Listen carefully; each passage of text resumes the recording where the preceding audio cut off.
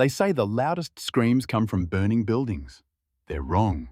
The loudest scream is the one that dies in your throat when you realize the man who vowed to protect you, the man whose leather cut carries your name, whose bike roared beside yours through every storm, stopped your GPS signal on purpose.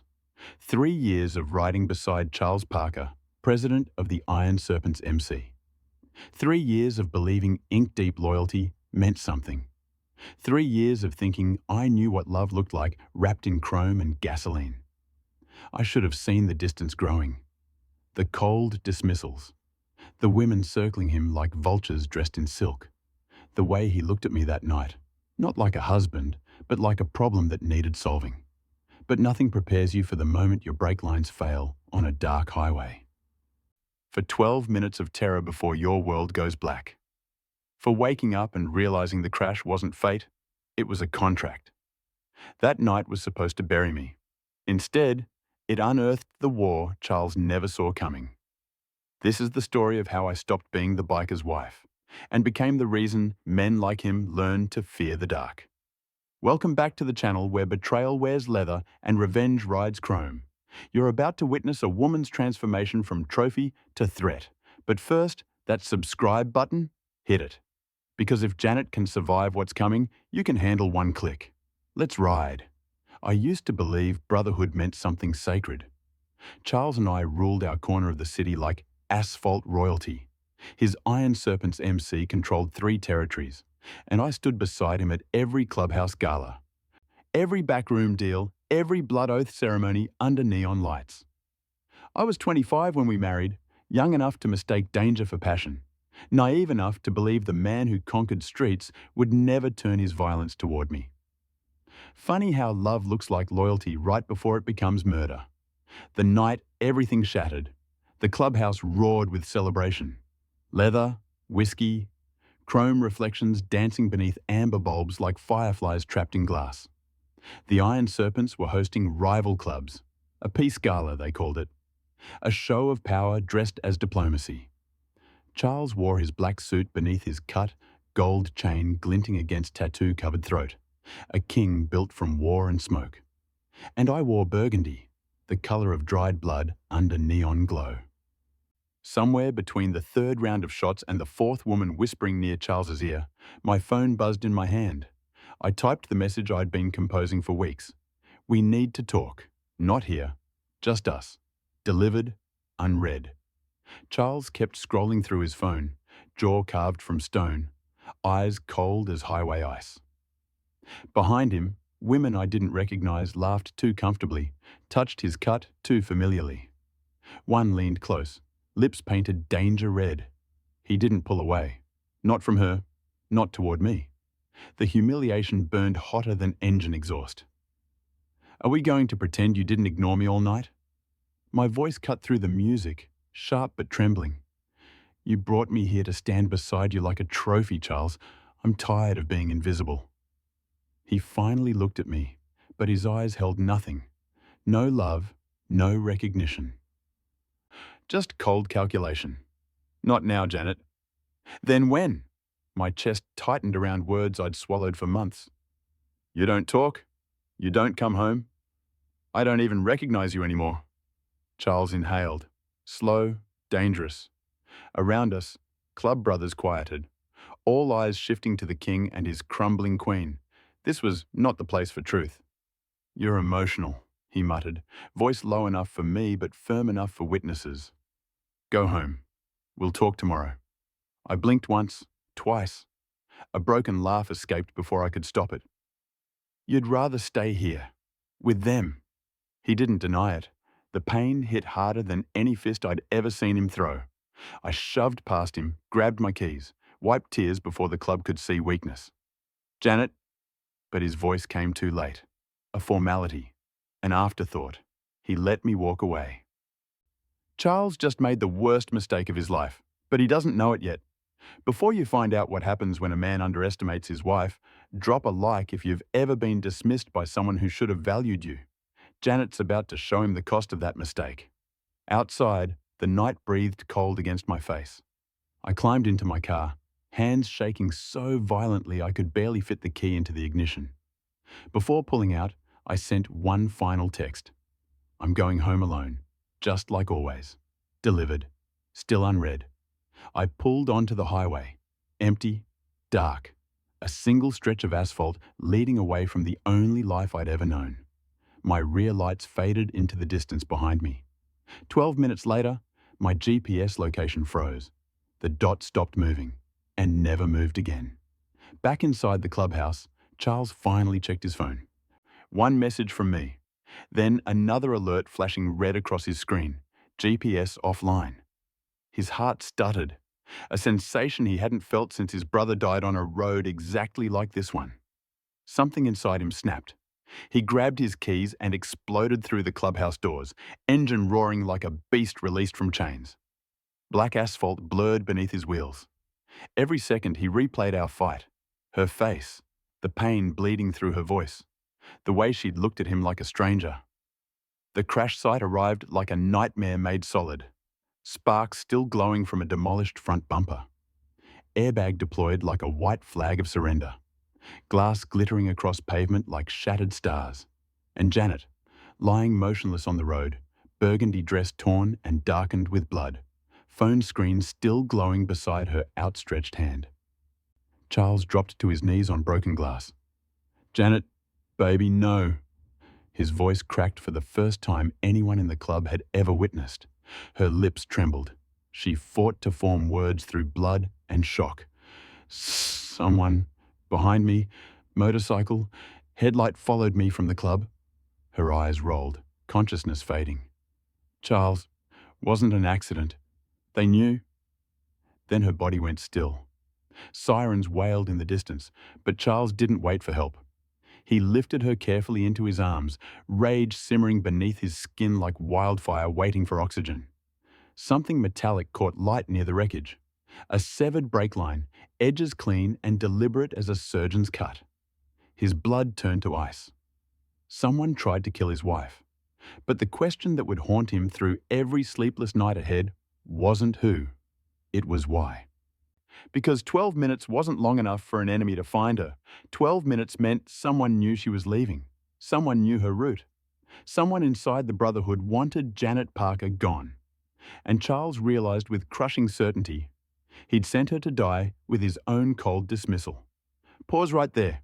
Charles just discovered his wife's brake lines were cut, and someone in his Brotherhood is responsible. If you're not subscribed, you're about to miss the hunt for the traitor. Hit that button now, because this revenge story is just getting started, and you'll want notifications on for what comes next. The highway stretched ahead like a throat-swallowing light. Janet's hands gripped the steering wheel until her knuckles bleached white, tears blurring the double yellow lines into a single golden snake. The clubhouse faded in her rearview mirror, leather, lies, and Charles's cold eyes disappearing into the distance she should have created years ago.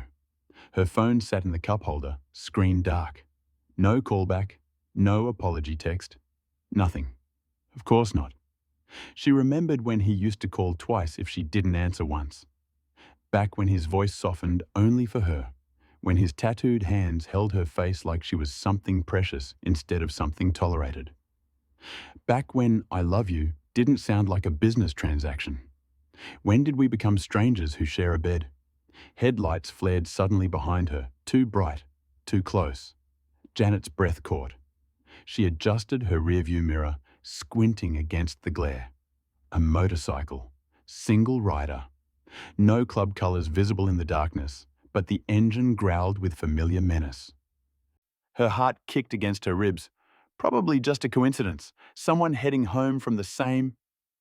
The bike accelerated, closing the gap between them. Janet pressed the gas pedal. 65. 70. The car responded, but the motorcycle matched her speed effortlessly, headlight locked on her like a predator's eye. She fumbled for her phone, hands shaking. Hit Charles's contact. The phone rang once, twice, 3 times.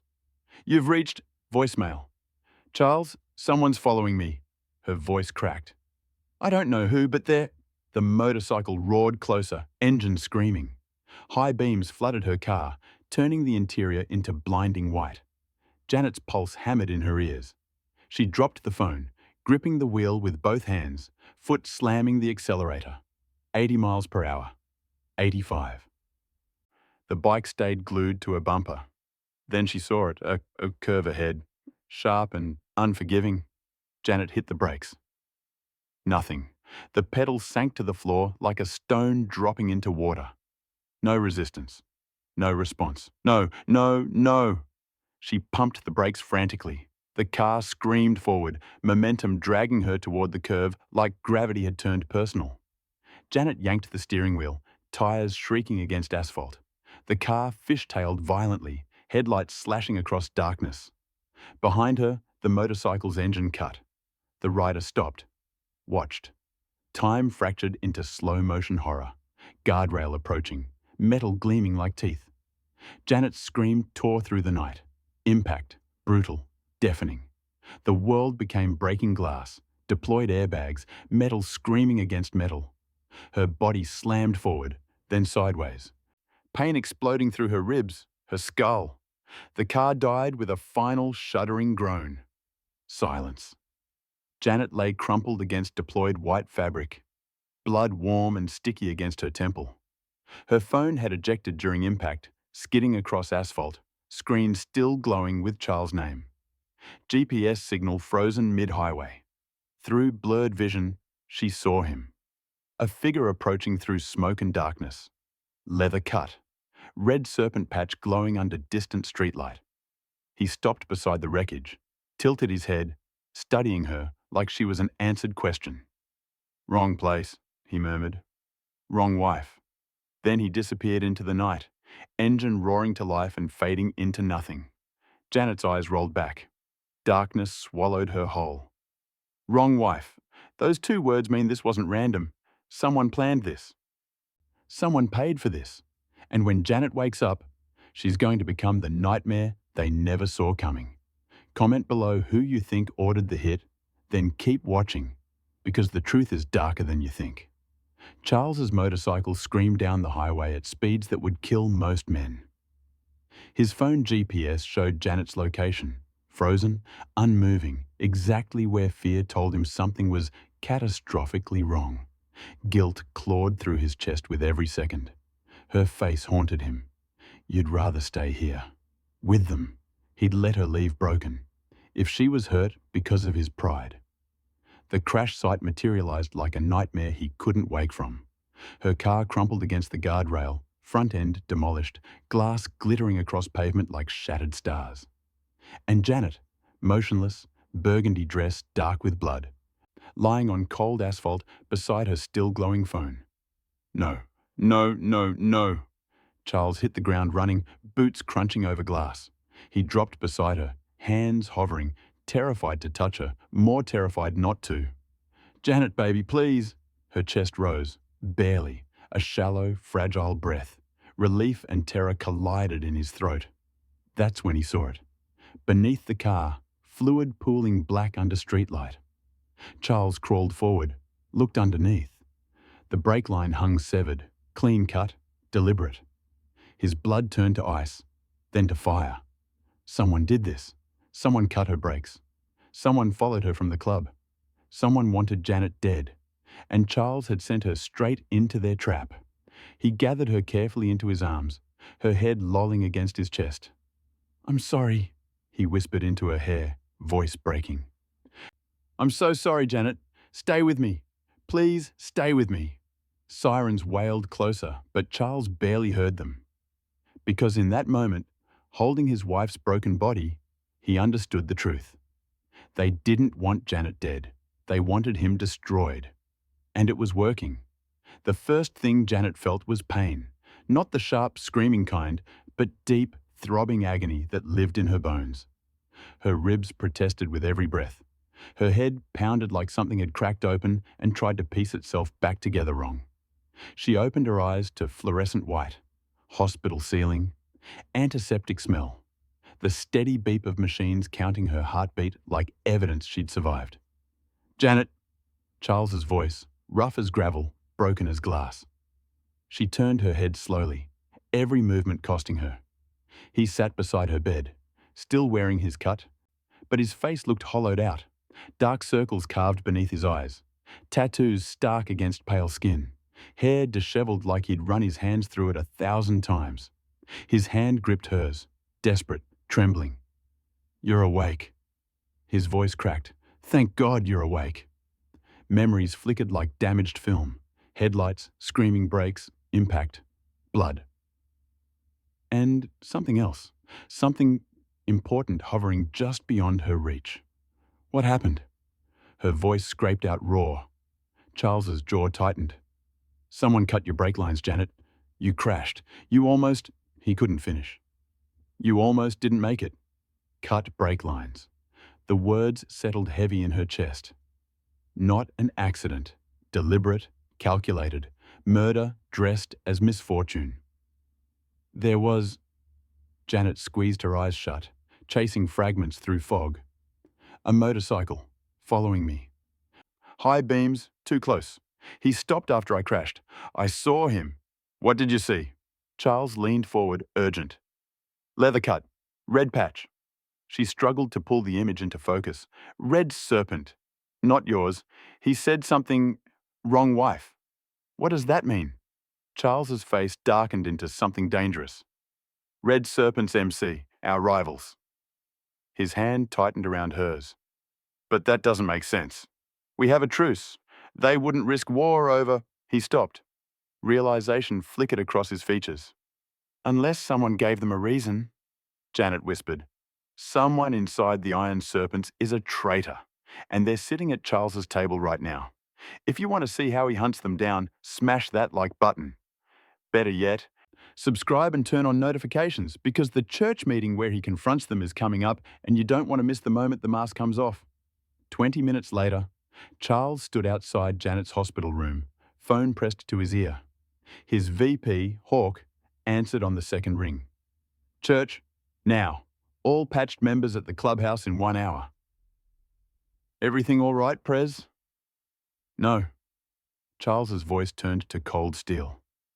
"Someone tried to kill my wife, and I want to know who knew she was leaving alone." Silence stretched across the line, just a beat too long. "We'll be there," Hawk said finally.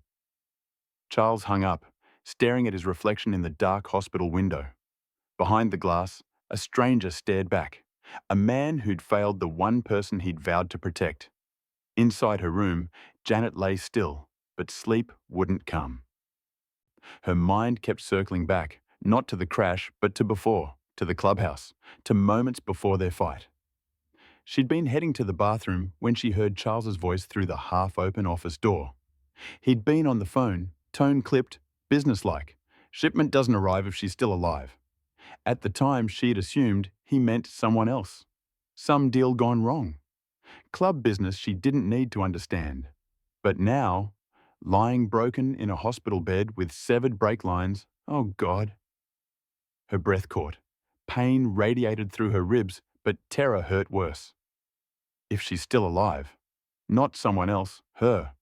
Charles had been talking about her. The clubhouse basement felt like a tomb. 8 Iron Serpents members sat around the long table. Hawk, Ryder, Bo, Mace, and 4 others whose loyalty Charles had never questioned until tonight. Leather cuts, hardened faces, brotherhood forged through blood. But someone in this room was a traitor. Janet's brake lines were cut clean, Charles said, voice calm but lethal. Professional job. Someone who knew exactly where she'd be, when she'd be alone, and how to make it look like an accident. Eyes shifted. Uncomfortable silence. "Red Serpents," Ryder growled. "Has to be." "Maybe." Charles watched each face carefully. Or maybe someone told Red Serpents exactly when to strike. Hawk's expression remained unreadable. Bo studied his rings. Mace cracked his knuckles. Someone's knee bounced beneath the table. "Everyone here knew Janet was leaving," Charles continued. "You all saw the fight. You all watched her walk out alone." "You think one of us—" Ryder started. "I think someone in this brotherhood betrayed my wife." Charles's fist slammed the table. "And when I find out who, I'll make them wish they'd died before they thought about touching her." The room held its breath. Hawk leaned back, arms crossed. What do you need from us, Prez? Charles pulled out his phone, pulled up the clubhouse security app. I need to see CCTV from tonight. Every camera, every angle. Who made calls? Who disappeared? Who watched Janet leave and smiled about it? He scrolled through footage timestamp by timestamp, members drinking, women laughing. Janet's departure. And there, in the corner of the frame, someone on their phone immediately after Janet walked out. Texting, smiling. Charles zoomed in. His blood turned to ice. Because the face staring back at him belonged to someone he'd trusted for years. Someone sitting at this table right now. Betrayal wasn't coming. It was already here. Charles just saw the traitor's face on that security footage, but he's not revealing it yet.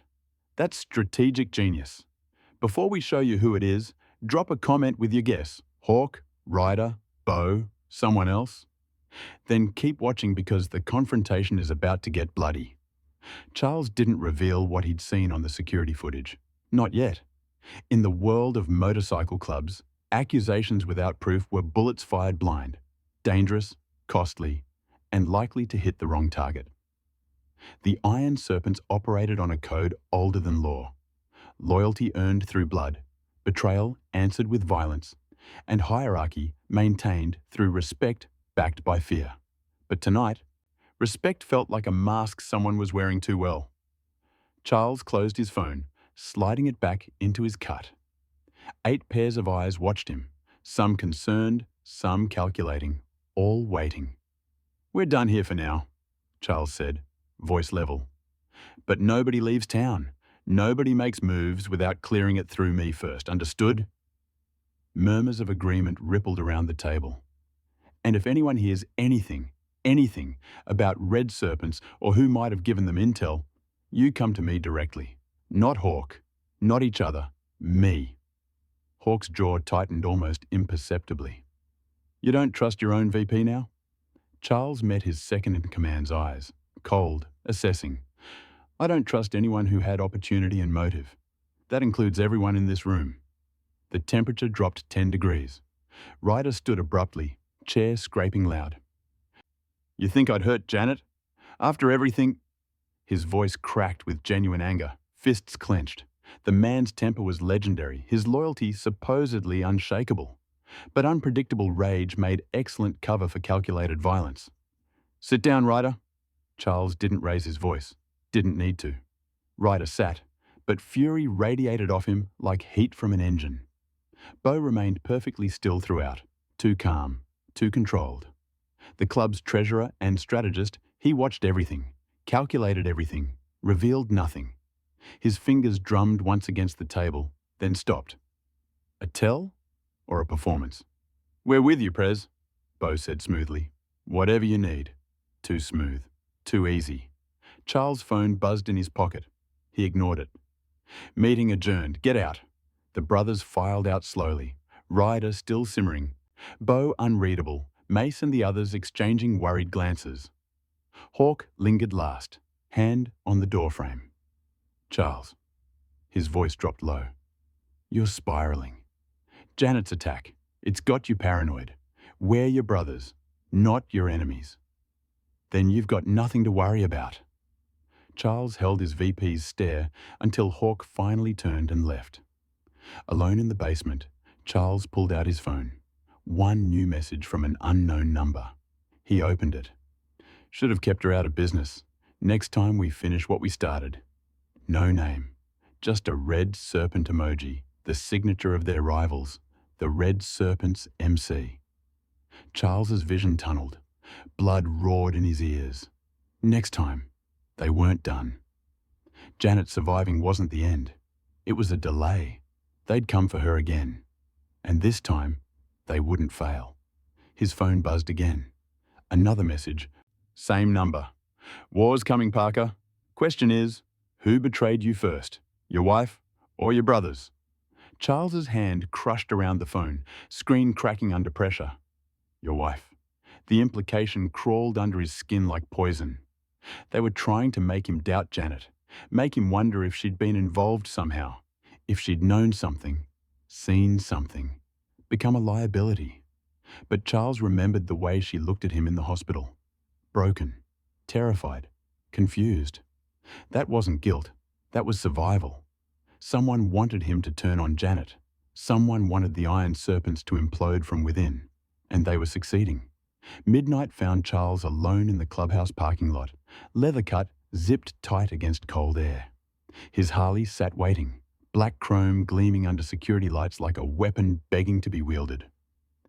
He'd sent the brothers home, told Hawk to watch the clubhouse, told no one where he was going, because some hunts required a lone wolf. Charles strapped his Glock to his side, checked the magazine. 15 rounds, enough to start a war or end one. He swung his leg over the bike, engine roaring to life beneath him, a sound like controlled chaos, like fury given mechanical form. The Red Serpent's message burned in his mind. Next time we finish what we started. But Charles Parker didn't wait for enemies to come to him. He went hunting first. His phone buzzed one final time before he kicked off. A text from the hospital. Janet, awake and asking for him. Guilt twisted in his chest, but rage burned hotter. I'll come back to you, baby, I promise. But first, I'm going to make them bleed. The motorcycle tore out of the parking lot, heading south toward Red Serpent territory, toward enemy lines, toward answers, toward violence. Because in the world Charles lived in, you didn't wait for war. You delivered it personally. And tonight, someone was going to pay for every drop of Janet's blood spilled on that highway, even if it meant burning the entire city to find them. Charles is about to walk into enemy territory alone, either the bravest or stupidest move he's ever made. Hit that subscribe button right now, because what happens next will either end this war or start an even bigger one. You won't believe who he finds waiting for him. The city transformed after midnight. Charles rode through streets that belonged to no one and everyone. Neutral zones where rival clubs passed like ships in fog, acknowledging each other with cold nods and colder stares. But 20 minutes south, the graffiti changed. Red serpents coiled across brick walls, territorial markers spray-painted in crimson and black. This wasn't neutral ground anymore. This was enemy territory. The Red Serpents clubhouse sat like a fortress behind chain-link fence and razor wire. Converted warehouse, steel doors, security cameras tracking every angle. 3 bikes parked outside. Guards smoking beneath a flickering light. They straightened when Charles's headlights swept across them, hands moving instinctively toward concealed weapons. Charles killed his engine and dismounted slowly, hands visible, gun holstered but accessible. Stupid coming here alone, reckless, suicidal even. But he needed answers more than he needed safety. Tell Damien that Charles Parker wants a conversation. His voice carried across the lot, calm and lethal. Tell him I'm unarmed for now, but that can change. The guards exchanged glances. One spoke into a radio. 30 seconds stretched into eternity before the steel door opened. Damien Cross emerged, tall, lean, silver threading through black hair, slicked back sharp. He wore his Red Serpents cut like armor, red serpent patch glowing under industrial lights. Cold grey eyes assessed Charles with the precision of a predator calculating odds. Parker. Damien's voice was smooth as aged whiskey and twice as dangerous. Either you've got a death wish, or someone cut your wife's brakes and you think it was us. Charles's fists clenched. Your rider was there. Red serpent patch. He watched her crash and walked away. Interesting. Damien descended the steps slowly, boots echoing on metal. Why would I kill your wife, Charles? What do I gain? Revenge, territory, chaos. Damien smiled, a wolf's grin. If I wanted any of those things, I'd kill you. Why kill the woman when the king is who we need off the throne? He stopped 5 feet away, close enough to threaten, far enough to react. Your wife's just a pawn. Killing her doesn't take your crown. It just pisses you off. Then who? Charles stepped forward. Who sent your rider?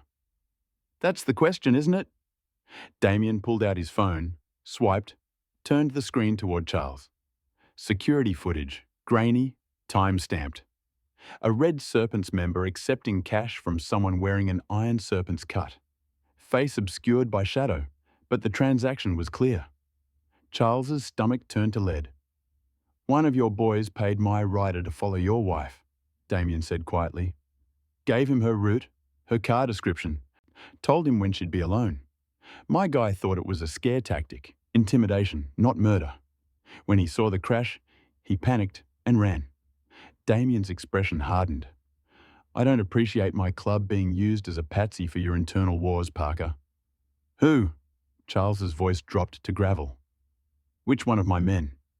"Your man wore gloves, kept his face down. Smart." Damien pocketed his phone. "But here's what I know. Someone at your table wants you weak. Killing Janet breaks you. Framing us starts a war. And when you're both destroying each other," he shrugged, "someone else takes the crown." Charles's mind raced. Hawk, Ryder, Bo, any of them could have. "Check your table before you point guns at mine," Damien said, "because next time one of your snakes tries using my club, I won't be this generous with information. This isn't over." "It never is." Damien turned toward his clubhouse, then paused. "Parker, your wife survived for a reason. Maybe start wondering why someone wanted her dead badly enough to risk everything." The steel door slammed shut.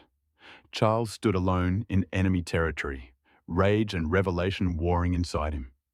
One of his brothers, someone he'd trusted, bled with, built an empire beside, had tried to murder Janet, had paid red serpents to do their dirty work, had nearly succeeded. And they were still sitting at his table. The traitor is one of Charles's own brothers, and Damien just proved it. If you're not subscribed by now, you're missing the biggest betrayal reveal in MC history. Hit that button and drop a like because the confrontation back at the clubhouse is going to be explosive. 200 miles away, Janet lay in her hospital bed, unable to sleep.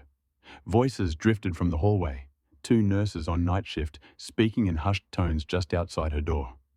"Wife of that biker guy, the club president." "Iron Serpents, yeah. I heard they're dangerous. Gang activity, drugs, violence. She seems sweet though. What's a woman like that doing with..." "Love makes you stupid. Or desperate." A pause. "Think he's the reason she crashed?" Janet's chest tightened. Her hands clenched around thin hospital blankets. "Maybe. These guys live violent lives. Eventually it catches up." Footsteps faded down the corridor. "She's lucky she survived. Most don't." Most don't. Janet stared at the ceiling, machines beeping steady around her. 3 years she'd been Charles Parker's wife. 3 years of looking the other way, asking no questions, accepting danger as the cost of loving a man who lived outside the law. And where had it gotten her? Broken ribs, shattered memories, severed brake lines. A husband hunting enemies while she lay helpless in a hospital bed, waiting to be saved. No more. Something shifted inside her, not fragile, not frightened. Something forged in fire and blood and 12 minutes of terror on a dark highway. She wasn't going to be the woman who waited anymore. Wasn't going to be the victim who needed rescuing. Wasn't going to be the weakness Charles's enemies exploited. Janet pulled herself upright despite screaming ribs, despite protests from bruised muscles. She swung her legs over the bed edge, bare feet touching cold tile. "I will not remain weak." The hospital room door opened. A night nurse entered, startled to find Janet standing. "Mrs. Parker, you shouldn't..."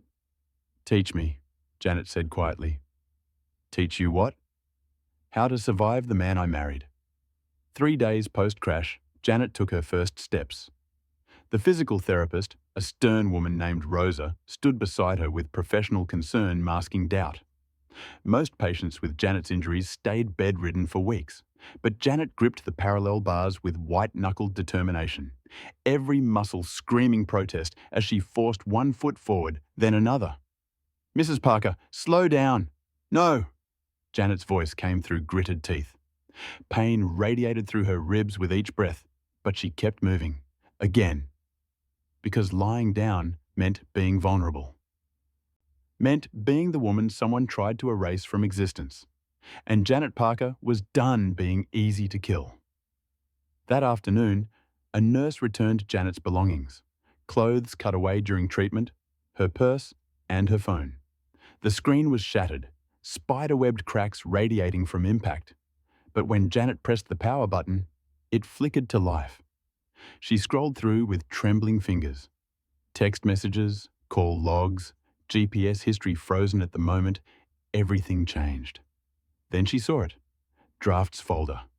One unsent message timestamped an hour before the crash. I overheard you earlier. Shipment doesn't arrive if she's still alive. Charles, who are you talking to? Janet's blood turned cold.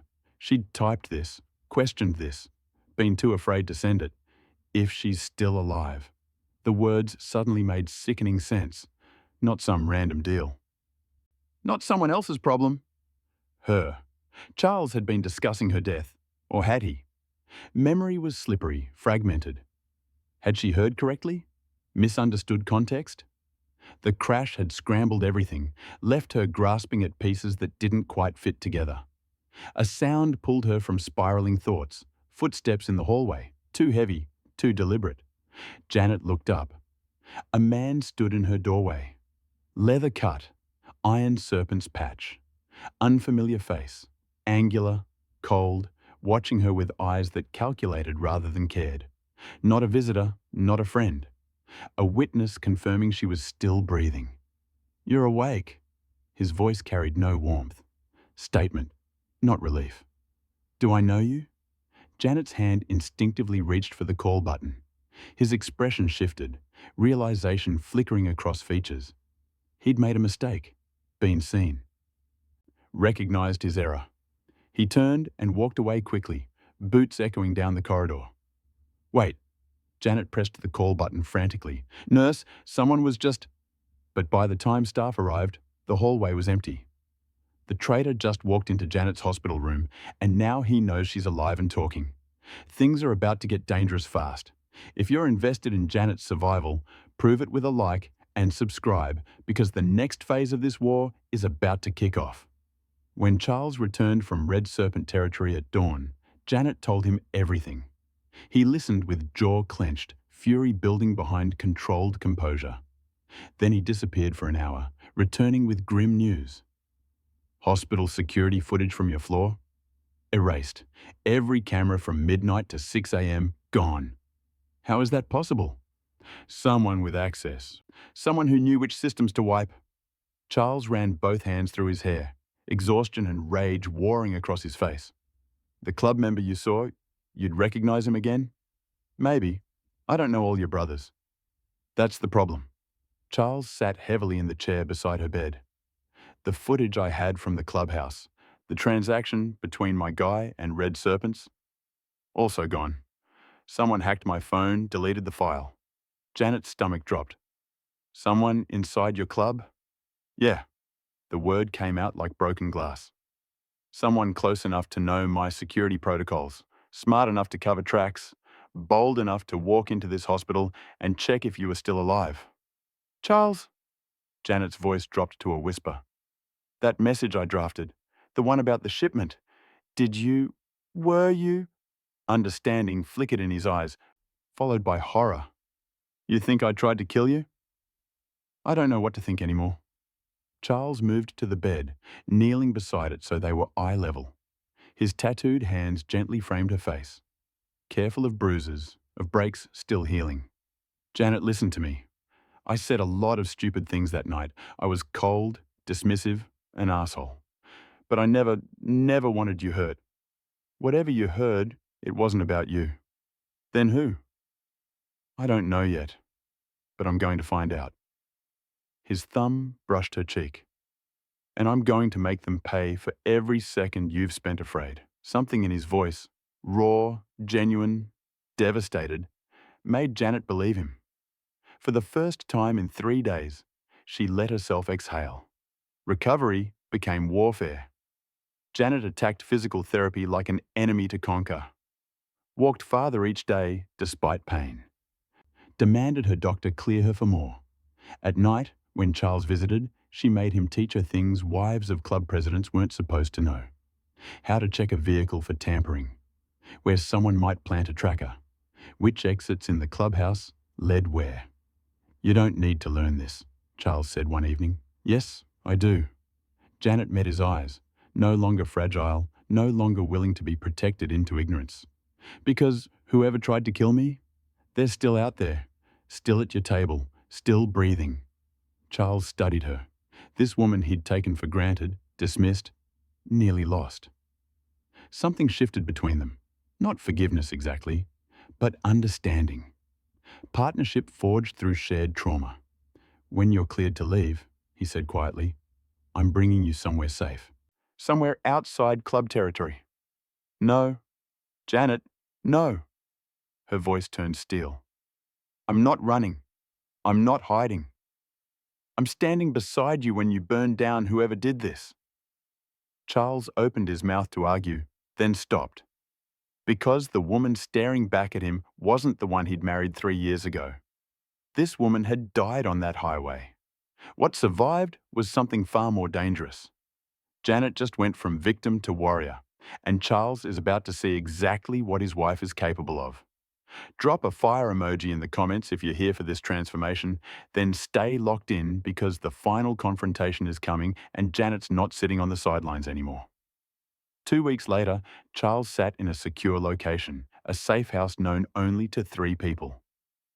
Around him, Mace and 2 club members whose loyalty had been tested in blood long before this war began.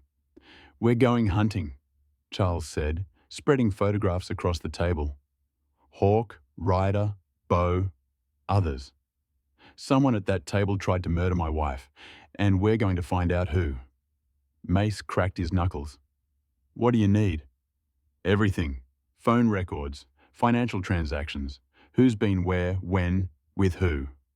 Charles's voice dropped to something lethal. And when we find them, he didn't need to finish. They all knew how this ended. In blood. The emergency church meeting was called for midnight. A sacred summons no patched member could ignore. Charles stood at the head of the table in the clubhouse basement, flanked by Mace and 2 others he'd vetted personally. 8 Iron Serpents filled the remaining seats. Hawk at his right hand as always, Ryder bristling with barely contained energy, Bo's calculating eyes tracking every movement, and 5 others whose faces Charles had once trusted without question. One of them was a traitor. Tonight, that mask would crack. Brothers, Charles began, voice carrying the weight of judgment. We've got a cancer in this club. Someone who sold out Janet. Someone who's been feeding information to Red Serpents. Someone sitting at this table right now. The temperature plummeted. That's a serious accusation, Prez. Hawk leaned back, arms crossed. Too casual, too controlled. You got proof? Or are we working on paranoia? I've got phone records showing calls to burner numbers registered in Red Serpent territory. Charles lied smoothly, watching for reactions. I've got financial transactions. I've got witness statements. Ryder slammed his fist on the table. Then name them. Stop playing games and tell us who. Patience, Ryder. Bo's voice cut through like cold water. Our president is testing us, seeing who breaks first. Too smart, too aware. Charles caught Mace's subtle signal. Janet was in position. Hidden in the storage room behind the 2-way mirror Charles had installed years ago for exactly this kind of internal investigation. She could hear everything, see everything. The woman they'd tried to kill was now their judge. Here's what I know, Charles continued. The night Janet left, someone texted Red Serpents her route within 2 minutes of her walking out that door. Same person arranged payment. Same person has been systematically undermining my authority for months. This is bullshit. Hawk stood abruptly. You're accusing your own VP, your brother, because you're guilty about sending your wife home angry. This is grief talking, not leadership. Sit down, Hawk. No. Hawk's voice rose, righteous and angry. You want to throw around accusations? Fine. Maybe Janet wasn't the target. Maybe she knew too much. Maybe she was the liability. Ryder exploded. You son of a bitch! Enough! Charles roared. But Ryder was already moving, launching across the table at Hawk. The two collided in a burst of violence. Fists, fury, years of tension detonating. Other members scrambled back. Mace moved to intervene. "She heard you!" Ryder screamed, landing a punch that snapped Hawk's head sideways. "Janet heard you talking about the shipment. That's why you wanted her dead." Time stopped. Hawk's eyes widened, just a fraction. The mask slipped, and Charles saw everything. "Ryder, stand down!" Charles's voice cut through chaos like a blade. Ryder backed off, breathing hard, blood on his knuckles. Hawk straightened slowly, wiping his split lip, but his expression had shifted into something cornered and dangerous. "Hawk," Charles stepped closer. "What shipment?" "I don't know what he's talking about." "Yes, you do." Janet's voice came from the doorway. Every head turned. She stood there, still bruised, still healing, but upright and unafraid. No longer the broken woman from the hospital. She walked into the room like she owned it, eyes locked on Hawk with absolute certainty. "I heard you," Janet said quietly, "before the fight. You were on the phone in Charles' office. Shipment doesn't arrive if she's still alive." "You were talking about me." Hawk's jaw tightened. "You misunderstood." "No." Janet moved closer, fearless. "You made a deal. Red Serpents get territory. You get the club. Charles loses everything. And I was the collateral damage that made it all possible." The silence was deafening. Hawk's hand moved toward his cut, toward the gun everyone knew he carried. But Charles was faster. The Glock pressed against Hawk's temple before he could draw. "Don't." Hawk froze, calculating odds, exits, survival chances. "Why?" Charles's voice broke on the word. "Why her? Why betray everything we built?" "Because you were weak." Hawk's mask shattered completely, revealing the ambition beneath. Soft, distracted by a woman who didn't belong in this world. The club needed real leadership. Red Serpents offered partnership, territory, profits, power. All I had to do was remove the obstacles. "I loved you like a brother." "Brotherhood doesn't pay bills, Charles. Power does." Hawk smiled, cold, calculated. "And your precious wife was supposed to be dead 3 weeks ago. But she survived. So now..." He moved, not for his gun, for Janet. Hawk lunged sideways, grabbing Janet before anyone could react, arm locking around her throat, knife appearing from nowhere against her ribs. "Nobody moves!" Hawk dragged her backward toward the exit. "Or I finish what I started on that highway." Charles's world narrowed to a pinpoint. Janet's terrified eyes, Hawk's blade against her skin, the distance between them impossible to cross without bloodshed. "Let her go, Hawk. This is between us." "No." Hawk kicked open the basement door, dragging Janet up the stairs. "This is about survival, mine, and she's my insurance policy." Then they were gone. Engine roaring to life outside, tires screaming, darkness swallowing them whole. For 3 heartbeats, Charles stood frozen.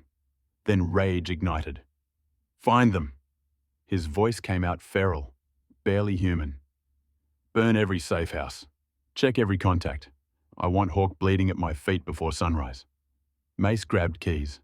Ryder was already moving, but Charles knew the truth with crushing certainty. Hawk wouldn't just run. He'd finish the job he started. And this time, Janet might not survive. The hunt had begun, and only one of them would see morning. Hawk just kidnapped Janet again, and this time there's no mercy left. If you want to see how this ends, you better be subscribed with notifications on because the final battle is next and not everyone's walking away alive. Comment, "Finish him," if you're ready for justice. The abandoned warehouse smelled like rust and old violence. Hawk shoved Janet against a concrete pillar, zip-tying her wrists behind her back with brutal efficiency. Her ribs screamed from the rough handling, barely healed bones protesting. But pain had become familiar, almost a friend, reminding her she was still alive. "You should have died on that highway," Hawk muttered, setting up a phone on a makeshift tripod. Red recording light blinked like a predator's eye. "Would have saved everyone a lot of trouble." Janet tested the zip ties, tight but not impossible. Her fingers worked slowly, searching for weakness while her voice kept him distracted. "Charles will kill you for this." "Not if I kill him first." Hawk adjusted the camera angle. "You're going to record a message. Tell Charles to come alone, unarmed, or I slit your throat on camera. He'll come because he's weak like that, always choosing heart over strategy." "You're wrong about him." "Am I?" Hawk crouched in front of her, knife glinting. "He sent you home alone after humiliating you. Put pride before your safety. I just capitalized on his mistakes." Janet's fingers found the pillar edge, rough concrete sharp enough. She began sawing the zip tie slowly against it, keeping her face neutral. "Why did you want me dead? What did I ever do to you?" "You existed." Hawk's smile was a wolf's grin. Charles was building something powerful. Then he met you, got soft, started making decisions based on feelings instead of profit. The club needed a leader who understood that love is weakness. So I made a deal. Red Serpents get East Territory, I get the Iron Serpents, and you disappear like the liability you always were. The zip tie snapped. Janet moved. She grabbed a rusted pipe lying near the pillar and swung with everything she had. It connected with Hawk's shoulder, not his head like she'd aimed, but enough to make him stagger. The knife clattered across concrete. "Bitch!" Janet ran. Out the warehouse door, into darkness, legs burning, lungs screaming. The world was nothing but forest and night and the desperate mathematics of survival. Behind her, Hawk's roar echoed like a demon unleashed. The tracker Mace had planted on Hawk's bike months ago, standard protocol for all officers, led Charles 30 miles outside the city. Abandoned industrial zone. Warehouses like tombs, and one structure with fresh tire marks in the dirt. Charles killed his engine 200 yards out, approaching on foot. Gun drawn, heart hammering against ribs. Every second Janet was with Hawk was a second she might not survive. Then he heard it. A scream. Movement. Someone crashing through underbrush. Charles broke into a sprint. Branches clawed her face. Roots tried to trip her. Behind her, a motorcycle engine roared to life, headlight stabbing through darkness like a blade seeking flesh. Janet ran harder, zigzagging between trees. The headlight pursued, relentless, cutting angles across forest floor. Hawk's voice echoed through the trees. "You can't outrun me, Janet. You're already dead. You just don't know it yet." Her foot caught on exposed root. She went down hard, palms shredding on rock and bark. The headlight swung toward her, growing closer, engine screaming. Janet scrambled behind a thick oak, gasping for air, searching desperately for a weapon, for options for another engine. Different pitch. Closer. Charles's Harley exploded into the clearing like salvation wrapped in chrome and fury. He found them in a clearing. Hawk on his bike, circling like a predator. Janet pressed against a tree trunk, bleeding but alive. Charles didn't slow down. He aimed his bike directly at Hawk and accelerated. Hawk saw him too late, swerved, but not fast enough. The bikes collided with the sound of metal screaming. Both men went flying, hitting earth hard, rolling through dirt and debris. Charles was on his feet first. He tackled Hawk before his VP could draw his weapon, and they crashed to the ground in a tangle of fists and rage. Charles landed a punch that snapped Hawk's head sideways. Another to the ribs, another to the jaw. "You tried to kill her," Charles roared, every punch punctuated with fury. "My wife, my brother." Hawk spat blood, laughing through broken teeth. "She was collateral. The plan was simple. Kill Janet, break you, hand territory to Serpents, take the crown." "You destroyed everything." Charles wrapped both hands around Hawk's throat, squeezing. Hawk thrashed, gasping, face turning purple. This man he'd trusted, fought beside, called brother, now dying beneath his hands. "Charles, stop." Janet's voice cut through the red haze. "He deserves this." Charles didn't loosen his grip. "I know." Janet knelt beside him, hand on his shoulder. Blood streaked her face, but her eyes were clear, strong.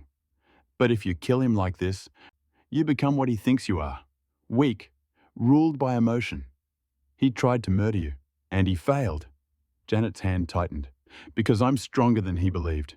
And so are you. Let the law handle this. Let him rot in prison knowing he lost everything and gained nothing." Charles looked at Hawk, purple-faced, gasping, terrified, then at Janet, bloodied but unbroken. He released Hawk's throat. Hawk sucked in air, coughing violently. Charles yanked him upright, zip-tying his wrists with brutal efficiency. "You're right," Charles said to Janet. "Death's too easy." Sirens wailed in the distance. Mace must have called them. But as red and blue lights flickered through the trees, Charles saw Hawk's eyes shift toward the forest. And he knew, with sinking certainty, Hawk hadn't worked alone. Someone else was still out there. And the war was far from over. Hawk's arrested, but he's not the only traitor. Someone else is still hiding in the shadows. If you think this story's over, you're dead wrong. Subscribe now, because part 2 of this war is already brewing, and the next betrayal will be even more brutal. Hawk's arrest made headlines. Vice President of Iron Serpents MC charged with attempted murder, conspiracy, racketeering. The interrogation room video went viral among the criminal underworld. A broken man confessing everything, giving up names, locations, deals. Charles watched it once, then never again. But victory tasted like ash, because 2 days after Hawk's arrest, a message arrived from Damien Cross. "Your traitor talked. Now we have a problem. Neutral ground. Tomorrow, midnight. Come alone, or this ends in blood." Janet found Charles in their bedroom, staring at the message, jaw tight. "You're not going alone," she said. "Janet, no." She moved to stand before him, no longer the woman who'd once begged for his attention. "I'm done watching from the sidelines. Whatever happens next, we face it together." Charles studied her, bruised but unbreakable, terrified but unwavering. The woman he'd nearly lost. The woman who'd saved him from becoming a murderer in that forest. "You're sure?" "I've never been more sure of anything." That night, as Janet prepared, a memory surfaced, sharp and sudden like glass cutting through fog. The crash. The man in the red serpent patch. His voice as he stood over her bleeding body. "Wrong place, wrong wife." But there'd been more. Something her fractured mind had buried until now. He'd made a phone call, standing right there, watching her die. And she'd heard him say, "She's done. Charles dies next."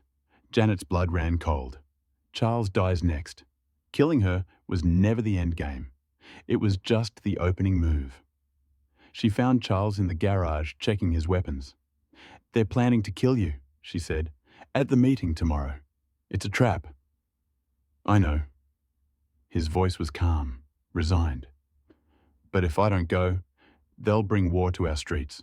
More people die. Then we change the game." Janet pulled out her phone, pulled up the recording she'd made during the Hawk's confession in the warehouse. Insurance she'd kept hidden until now. "We walk in with evidence, witness testimony, proof that Hawk orchestrated everything without your knowledge or approval. We shift the narrative." Charles stared at her. "When did you?" "When you were choking him." A small smile. "I've learned from the best." Midnight found them at the old train yard, neutral ground where rival clubs had settled disputes for decades. Charles and Janet rode in together, flanked by Mace and 4 loyal brothers. Across the cracked pavement, Damien waited with a dozen red serpents, all armed, all watching. Janet dismounted first, deliberate, defiant. The woman whose GPS had stopped moving on a dark highway now walked straight toward danger without flinching. "Mrs. Parker?" Damien's eyes flickered with something like respect. "Surprised you're alive." "I'm harder to kill than your writer thought." Janet's voice carried across the space. "And I have proof your club was used, manipulated, lied to." She held up her phone, played the recording. Hawk's voice filled the silence. "I made a deal. Red serpents get territory. I get the crown. Janet dies. Charles breaks. They never knew I was using them." Damien's expression darkened. Around him, red serpents shifted uneasily. "Your VP made us accessories to attempted murder," Damien said quietly. "Made us look weak and sloppy. That's a debt requiring blood, Parker." "Hawk's in prison." Charles stepped forward. "You want blood? He'll spend 20 years paying for what he did. Or we can end this cycle. No more territory wars. No more setups. Clean slate. Why should I trust you? Because, Janet said, the alternative is mutual destruction, and neither of us wins that war. Silence stretched. Then Damien's hand moved toward his weapon, and so did everyone else's. Guns drawn, 12 against 6. Standoff in moonlight and diesel exhaust. Wait! A red serpent stepped forward, the same one who'd watched Janet crash. She's right. Hawk played us, made us look like idiots. We want revenge on him, not Iron Serpents. Damien's jaw worked. Calculation versus pride. Then movement from the shadows. A figure Charles didn't recognize, raising a rifle toward him. Janet saw it first. She moved without thinking, shoved Charles sideways as the shot cracked through the night air. The bullet meant for Charles' head carved past his shoulder instead, shattering a window behind them. Chaos erupted. Mace tackled the shooter. Red Serpent swarmed him. It was one of Hawk's remaining loyalists, a final betrayal from prison. When the dust settled, the shooter was subdued. Charles was alive, and Janet stood between him and death, breathing hard, eyes fierce. Damien lowered his weapon slowly. Your wife just saved your life. She does that. Charles pulled Janet close. Frequently. Then we have terms. Damien holstered his gun. Hawk's remaining loyalists, you root them out and deliver them to us. Your territories stay yours, ours stay ours. And if anyone tries using my club again, he smiled coldly, they learn why we earned our reputation. Deal. They didn't shake hands. Didn't need to. This was biker diplomacy. Blood-sworn, fragile, but binding. As red serpents dispersed into the night, Charles turned to Janet. You pushed me out of the way. Obviously. Could have gotten yourself killed. But I didn't. Janet's smile was small but fierce. Turns out I'm really hard to kill. Janet just saved Charles's life, again, proving she's no longer the woman who needed saving. But every war leaves scars, and this one changed them both forever. Stay with me through the epilogue to see what they became. If this story gave you chills, share it with someone who needs to hear it. Drop a comment telling me your favorite moment, and I'll see you in the next one. 3 months later, Janet Parker rode her own motorcycle beside her husband, matching leather cut with her name embroidered across the back, not as property but as partner.